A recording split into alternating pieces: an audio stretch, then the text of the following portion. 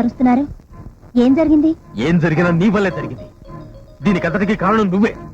నువ్వు చేసిన పని వల్ల 10 మందిలో నా పరువు పోయింది. మీ పరువు పోయే పని నేనేం చేశాను? మీరు కాదంటే నేను మరో నీడ వెతుక్కుంటున్నాను అంతేగా. మీరు తిని పారేసిన విస్తరాకు ఎలా ఎగిరిపోతే మీకే. Shut up! నీ పిల్లల్ని నేను పెళ్లి చూపులు చూశాను, నాకు నచ్చింది, బాగా కోఆపరేషన్ చేస్తున్నాను 10 మంది వెక్కిరిస్తుంటే మీరు తట్టుకోగల శక్తి ఏ బాగాడికి ఉండదు.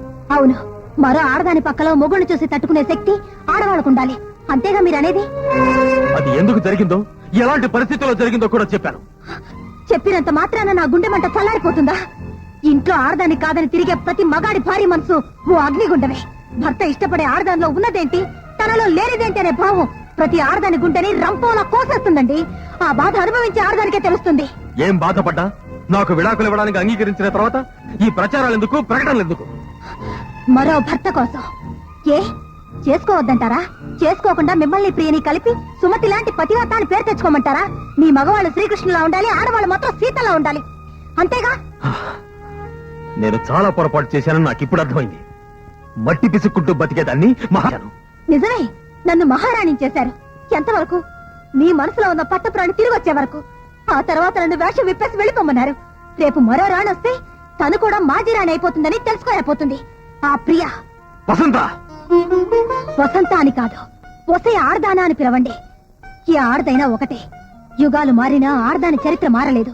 తన గొప్పతనం కోసం పెళ్లాన్ని అడవికి పంపినవాడు ఒకడు, తన వ్యసనం కోసం పెళ్లాన్ని జోదం ఆడినవాడు ఒకడు, తన మాట నిలబెట్టుకోవడం కోసం పెళ్లాన్ని అమ్మేసినవాడు ఒకడు. వాళ్లే మీ మగాళ్ళకి ఆదర్శం. ఆడదాన్ని ఎప్పుడూ ఒక వస్తువుగానే చూస్తున్నారు. నువ్వు హద్దు మీరు మాట్లాడుతున్నావు. అదే అదే ఆ హద్దుల్లోనే మీరు ఆడదాన్ని ఉంచుతున్నారు. ఆడది నోరు విప్పితే నీతి తప్పిన మీ బతుకులు బజార్ను పడతాయని మీకు భయం. అందుకే ఆడదానికి పాతివ్రత్యపు సంఖ్యలు బిగించి మగాడు మాత్రం తిరుగుబోతవుతున్నాడు. అంటే నేను తిరిగిపోతున్నా? భార్యను వదిలేసి మరో ఆడదాంతో తిరిగే మగాడిని అలాగే అంటారు. మరొక్క మాట మాట్లాడబట్టే చంపేస్తాను.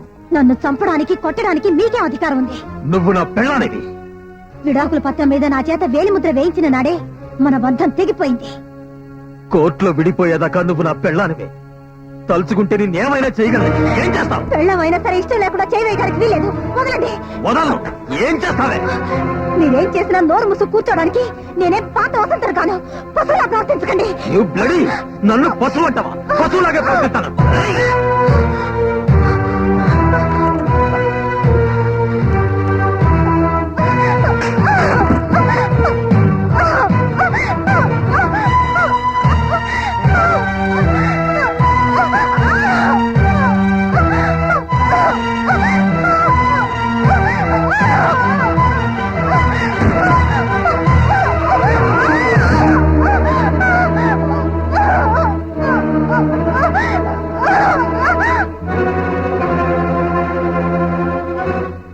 అయ్యగారు, అయ్యగారు, అబ్బాయి గారు చిన్నమ్మ గారిని.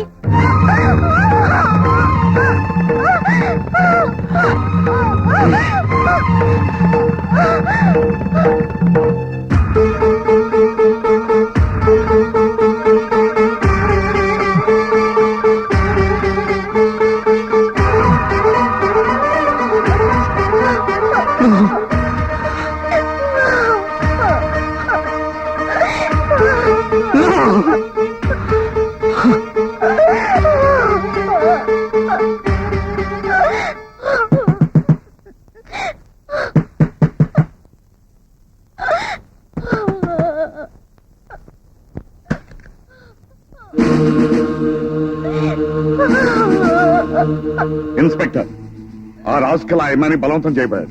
Arrest him. సార్, వాళ్ళిద్దరు భార్యాభర్తలు కదా? ఎస్, కలిసి ఉంటే వాళ్ళ భార్యాభర్తలే, అది కాపురమే. కానీ విడిపోవాలని విడాకులకు అప్లై చేసినప్పుడు కోర్టు దృష్టిలో అది బలాత్కారమే అవుతుంది. Please arrest him. ఆగండి ఆగండి ఇన్స్పెక్టర్ గారు. ప్రభావతి, వేణుని అరెస్ట్ చేయించడంలో మీరు ఆశించేదేమిటి, సాధించేదేమిటి? అరెస్ట్ చేస్తే జైల్లో పెడతారు. బలాత్కరిస్తే కోర్టులో విడాకులు ఎవరు. అప్పుడు వీడు వసంతతోనే కలిసి ఉండాలి. అంటే చట్టాన్ని అడ్డు పెట్టుకుని వాళ్ళిద్దరిని కలపాలని చూస్తున్నారా? కోర్టు వాళ్ళకి విడాకులు ఇవ్వకపోతే వాడు వసంతని చేరదీస్తాడా? పోలీసులు వాడి మనసు మారుస్తారా? కోర్టు వాడి బుద్ధి మారుస్తుందా? అంటే వాడేం చేసినా నోరు ముసు కూర్చోవాలా? ఏం చేస్తారు మరి? కాపురం చేయాలనే ఆలోచనే వాడికి లేనప్పుడు అరెస్ట్ చేయించి ఇంకా అల్లరి కావాలనుకుంటున్నారా? ఇన్స్పెక్టర్, సారీ, మా వాడి తరపున వాడు చేసిన తప్పుకి నే చెంపలేసుకుంటున్నాను. అమ్మా, నోర్మై, అమ్మట అమ్మ. చూడండి, వాళ్ళిద్దరిని కలపాలనే ఆవేశంలో మా వారు మిమ్మల్ని తీసుకొచ్చారు. ప్లీజ్ వెళ్ళండి సార్.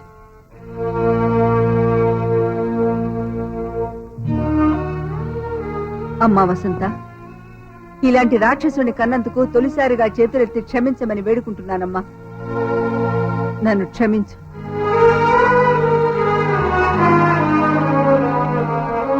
ప్రభావతి, అవునులే, నీ కొడుకు మారడు.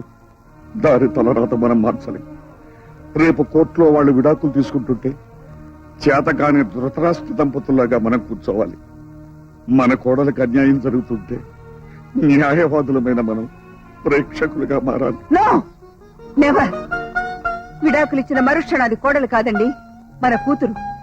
ఇంతకంటే గొప్ప సంబంధం తెచ్చి దాన్ని పెళ్లి చేస్తాను, న్యాయం ప్రతిగా ఉందని నిరూపిస్తాను. ఏ ఆడదానికైనా తాళితో పాటు తన మనసు బ్రతుకు కూడా ముఖ్యమని తెలుసుకునేలా కాపురానికి కొత్త పేజీ రాస్తాను.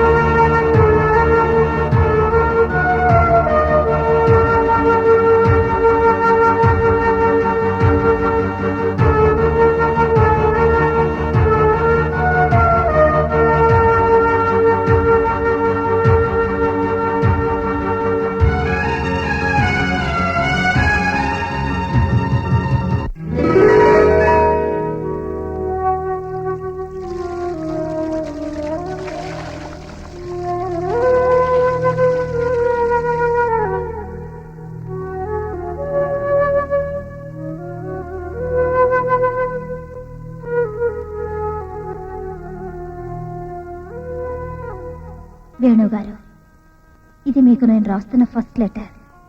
లవ్ లెటరో లీవ్ లెటరో ఆ దేవుడికే తెలియాలి. ఇంతకాలం మీలో మార్పు వస్తుందనే ఆశ నాకు ఊపిరై బ్రతికాను. రకరకాల ప్రయత్నాలు చేశాను. ఎలాగైనా మిమ్మల్ని సొంతం చేసుకోవాలనే వెర్రి ఆశతో కావాలని నిన్న రాత్రి మిమ్మల్ని అలా రెచ్చగొట్టాను. నా ఆఖరి ప్రయత్నంలో కూడా నేను ఓడిపోయాను. 100 ఏళ్లు పచ్చగా మీతో కాపురం చేయాలనే కల మంచు పువ్వులా కరిగిపోతోంది. ఇక నా గురించి అనవసరం. ప్రియ మీకు రాసిపెట్టుందనుకుంటాను. మీ ఇద్దరి కాపురం కలల కౌగిలి కావాలని ఆశిస్తూ, నా చెల్లి ప్రియని ఆశీర్వదిస్తూ, ప్రియని మరో వసంతని చేయకుండాని ప్రార్థిస్తూ, తెలుసా మరి మీకు ఏమీ కాలేని ఈ వసంత